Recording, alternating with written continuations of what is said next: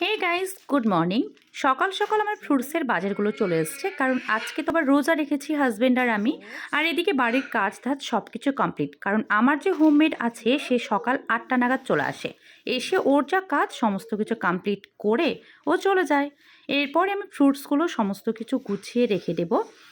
আর যাই হোক, আমি দুপুরে আমার তেমন কোনো রান্নার চাপ নেই, কারণ যেহেতু ছেলের জন্য শুধু রান্না করতে হবে, ওর জন্য ঝাল বাদে আমি রান্না করি। আর যে কোনো একটা রান্না করলেই হয়ে যাবে। তো এই ফ্রুটসগুলো আমি এখন গুছিয়ে রেখে দেব। আর দুপুরের জন্য ছেলের জন্য কোনো মতো ভাত আর একটা তরকারি রান্না করে নেব।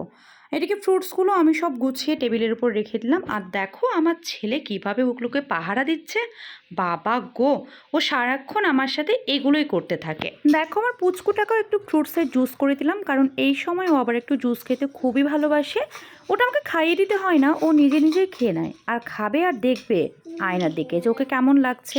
সারাক্ষণ ওটাই করে। আর এদিকে আমি কিচেন থেকে দেখি ওরা কি ভিডিও করছিলাম।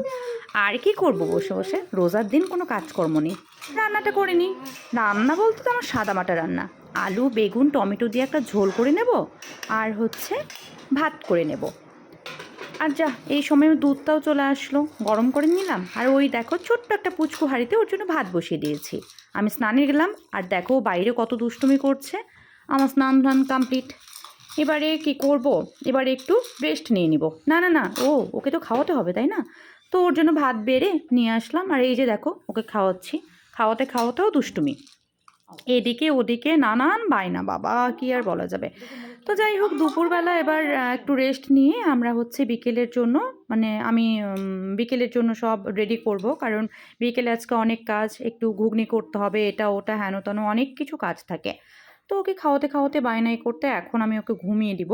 ঘুমিয়ে দিয়ে ঠিক 3টে থেকে, 3টে না মানে 4টে থেকে শুরু করব বিকেলের খাবার দাবার, মানে ইফতারের সমস্ত কিছু তৈরি করব।